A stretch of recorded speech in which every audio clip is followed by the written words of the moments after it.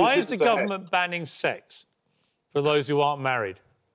I haven't seen that report. I can't comment. Well, look at the law. Well, it's all over the place. A proposed new law, a Telegraph, will make it illegal for couples who live in different homes to meet for an indoor romantic liaison and stay overnight during lockdown. In other words, it's going to be illegal to do what the government's chief modeller was doing.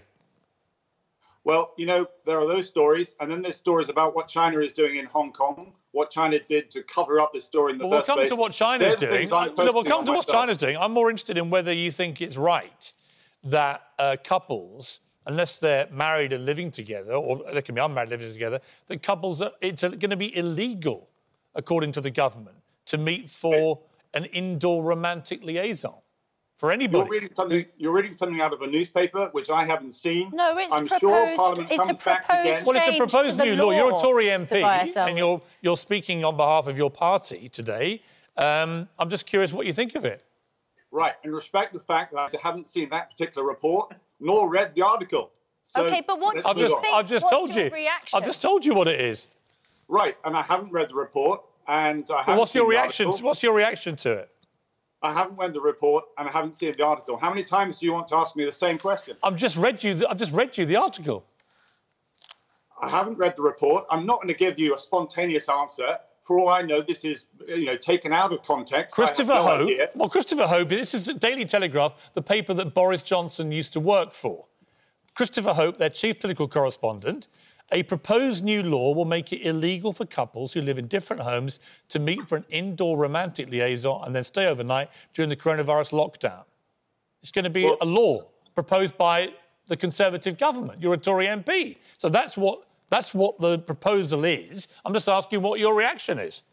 Well, I'll take away thinking about it. But could I suggest that maybe that you bump Robert Peston off the coronavirus briefing this evening, and you can ask whoever is taking that briefing that direct question. Well, I just find you're being very sort of disinterested in something that would actually have a massive effect on people in this country. It's basically saying unless you're living with somebody or married to somebody and living in the same home, you will not be allowed by law to go and meet other people and have sex with them. It's really what this law is about. That's an extraordinary intrusion and invasion into people's lives, isn't it? And criminalisation of it. I don't doubt any of that. You're not respecting the facts, and you wonder why MPs, ministers don't come on your shows. You've asked me the same question a number of times, and I've given you the same answer, yet you're still asking the same question. Well, I'm asking the question because it's going to affect millions and millions of British people. The fact you haven't bothered to read the papers yet is not my problem, is it?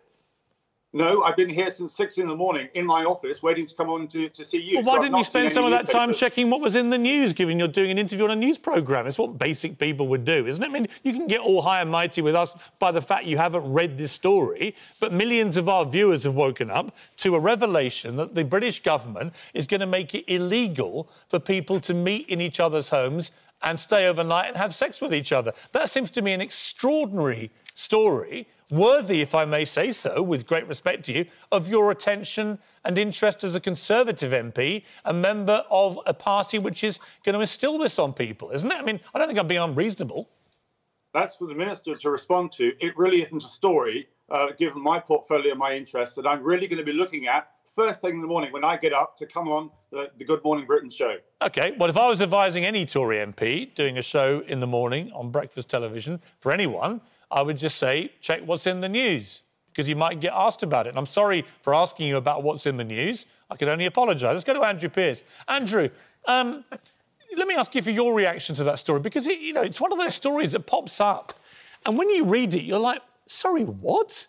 To establish, of course, this is because the government has banned gatherings of 2 or more people in private spaces. When they eased the lockdown, we wondered whether grandparents could see their grandchildren, family members could see each other. Yes, you can, at a distance of 2 metres and outside. And then, of course, people said, of course, that means that there's a ban on 2 people meeting closer than 2 metres indoors. Ergo, a sex ban. It's ridiculous.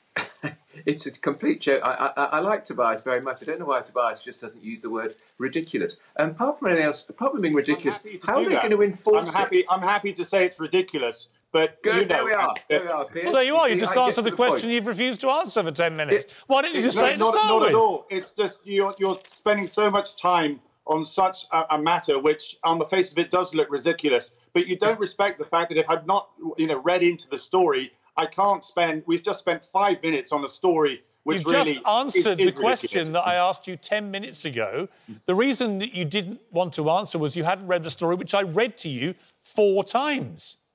I mean, I don't know what more I can do to help you. You hadn't read it. I read it to you. Well, you hadn't read it, Tobias. I read it to you 4 times. You've now just answered Andrew Pierce's comment that it's ridiculous. Well, I think it took Andrew Pierce. It took Andrew Pierce to get it. We now have Conservative Tory MP Tobias Ellwood says sex ban is ridiculous. Oh, it's not that hard, is it?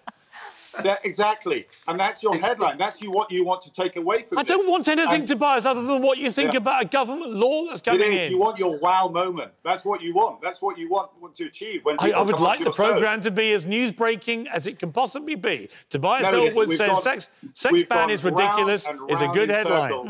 Andrew. The problem is, of course, people can't have that wow moment, and that's why we're discussing it. Exactly, and Susanna speaking from personal experience here. No, I'm saying that's what thousands of people must be feeling this morning. Andrew, there's a serious point to this. Yeah. Ridiculous or not, the serious point is this is an extraordinary story to me. That as lockdown is being eased, tens of millions of people who do not live with another person will not be able to have sex with people until this lockdown is over. And that may not be till a vaccine comes in, which may be never. This might be the end of sex for people who are not currently living with people or married to them for the rest of their natural lives. So, it may be ridiculous, but it's also extraordinary. Yeah. How are they going to enforce this is the obvious. It is absurd, and this will be by about 11 o'clock this morning, when journalists go into 10 Downing Street this morning, they will be clarifying this, let me tell you. But the trouble is, you know what they're trying to do, but they're making a fool of themselves. The government is turning into a laughing stock with this sort of stuff. It's just embarrassing, really. It is ridiculous, but also embarrassing.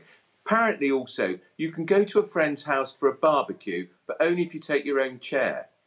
Why do you need a chair? Why can't you sit on the grass? I mean, where are they getting this from? Who is coming up with this? Is this what Sage is coming up with? I mean, a test and trace is going to turn into a complete farce as well, I'm afraid. But this honestly, I think one thing, we should just have a laugh at it, actually, because it is so ridiculous, it can make us laugh. Because nobody's going to take any notice of it. Am I going to take any notice of that? No. Well, there you go, you see. I'm going to ignore this ban on sex. Andrew, do you live with your partner? Well, he's not here, because he's somewhere else. Where's he? He's working away. So if I want to see him, I'm not going to have sex with him, obviously. That's really interesting. Because I'm going to stick to the law. I'm a law-abiding citizen. Right. So that's really interesting. So that's going to have a real effect on you, unless you decide, as you've just said, to break the law. I'm a law-abiding citizen. I work for the Daily Mail. Of course, we adhere to the law. Of course, we do. No, that's why it's such a joke. It's a joke. It's a joke. It's embarrassing. It's so bad. Kevin. But Andrew, sorry. I know we can treat it as a joke. Yeah. That's damaging to people's relationships. That's damaging to your relationship. We're not just talking about, sex. But people are going to... talking about intimacy. Yeah, but people are going to look at this and just think, how ridiculous. They're going to think, hang on, Dominic Cummings can drive 265 miles to Durham and back. He can go to a beauty spot on his following his instincts. Following his instincts, to test his eyesight, but I can't have sex with my partner I might have been with for 10 years. Get off.